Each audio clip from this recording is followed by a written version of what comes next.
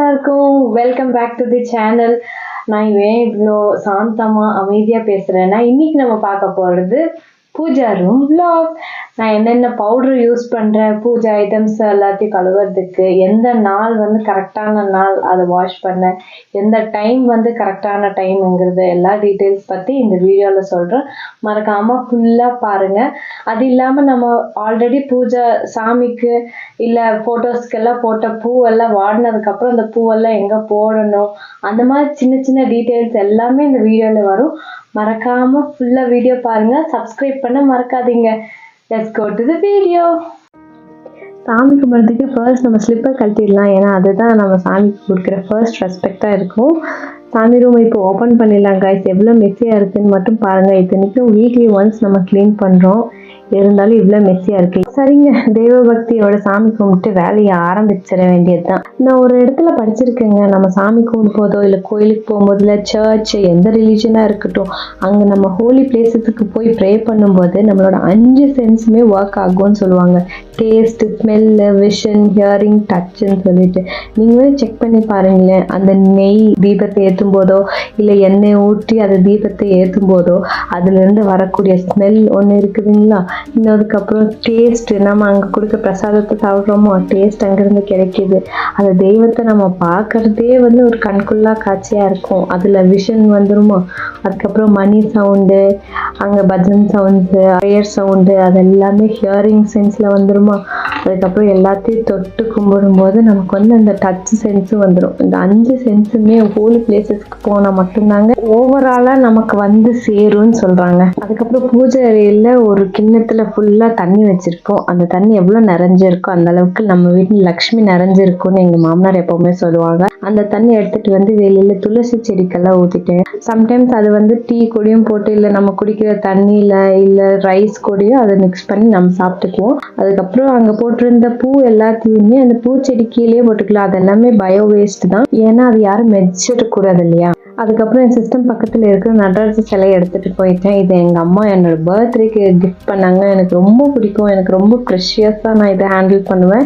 தூரத்துக்கு ஒரு நாள் தான் நான் இதை வாஷ் பண்ணுவேன், அடிக்கடி வாஷ் பண்ணுறது இல்லை.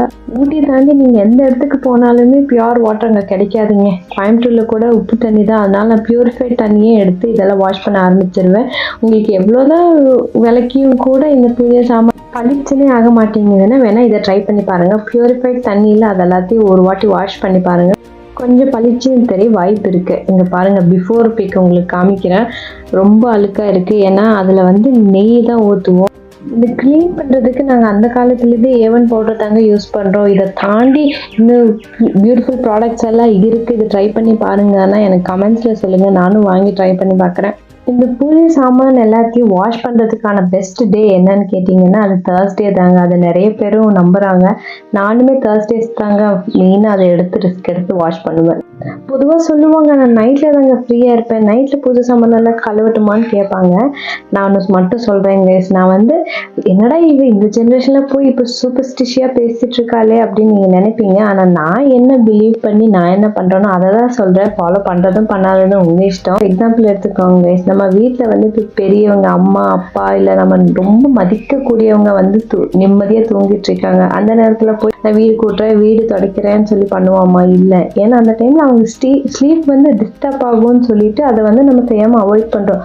அதே மாதிரி தான் கைஸ், நம்ம கடவுளை ஒரு பர்சனாக நம்ம ரொம்ப மதிக்கத்தக்கவர் அப்படின்னு சொல்லி நீங்கள் நிஜமாவே நம்புறீங்கன்னா நைட் டைமில் அவங்க ரெஸ்ட் எடுக்கிற டைம் நம்ம எதுக்கு அதை டிஸ்டர்ப் பண்ணுவோன்னு சொல்லி நைட்டெல்லாம் நான் விளக்கு எல்லாத்தையும் க்ளீன் பண்ண மாட்டேன்.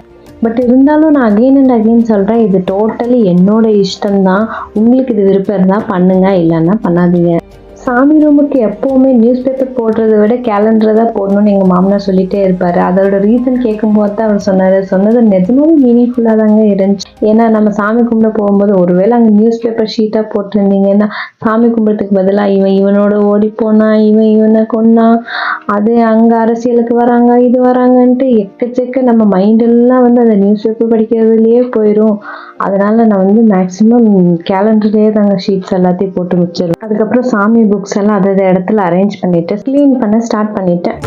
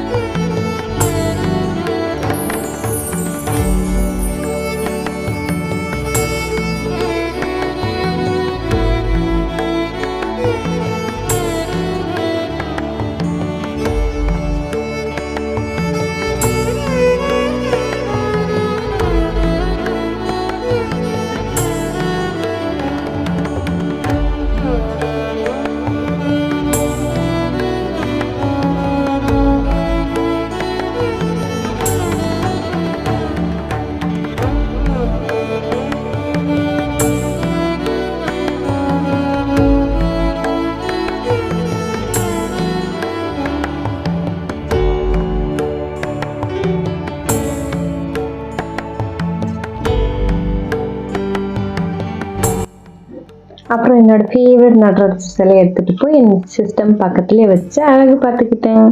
இன்னைக்கு மத்தியானமே வேலையெல்லாம் முடிச்சதுனால குளிச்சுட்டு வந்து பூ பறிக்க கிளம்பிட்டேங்க கைஸ். வீட்டு முன்னாடியே பூ இருக்கிறதுனால நாங்கள் டெய்லி பூ சேஞ்ச் பண்ணுவோம்.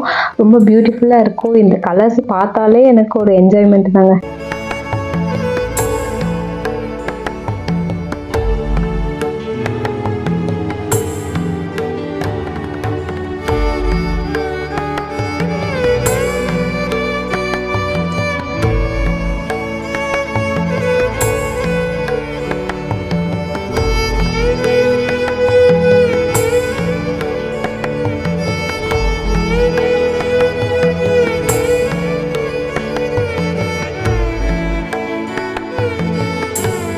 நான் பொதுவாக கேஸ் ஸ்டவ், இண்டக்ஷன் ஸ்டவ் இது எல்லாத்தையுமே சாமி கும்பிடுவேன். ஏன்னா என்னை பொறுத்த வரைக்கும் குக்கிங்னா என்னன்னே தெரியாமல் இருந்தேன். எனக்கு அட்லீஸ்ட் குக்கிங் ஸ்கில்ஸ் எல்லாரும் வயிறு ரொப்புற அளவுக்காவது குக்கிங் தெரியுமேன்னு தெரிஞ்சது எனக்கு ரொம்ப பெரிய விஷயம். நான் சாமி நல்லா வேண்டுவேங்க. கோயிலுக்கு போய் 1000 விளக்கு ஏற்றணும், வீட்டில் வந்து டெய்லி விளக்கு ஏற்றணும், அந்த மாதிரி டைப் எனக்கு கிடையாது. நான் எப்படியாச்சும் ஒர்க் பண்ணாலுமே, தூங்கினாலுமே, டாய்லெட்டில் இருந்தாலுமே, குளிக்கும் போது எப்போ பாரு நான் வந்து நினைக்கும் போதெல்லாம் நான் ப்ரே பண்ணுவேன். என்னை பொறுத்த வரைக்கும் கடவுளுங்கிறது ஒரு ஃபீலிங், ஒரு வைப்ரேஷன் தான். அதை எப்போவுமே ரெஸ்பெக்ட் பண்ணுவேன். அது கோயிலுக்கு போய் தான் வரணுன்ட்டு அவசியமே இல்லை. ஓகே, சப்ஸ்கிரைப் டு சின்னால போய் ஸ்டார்ட்.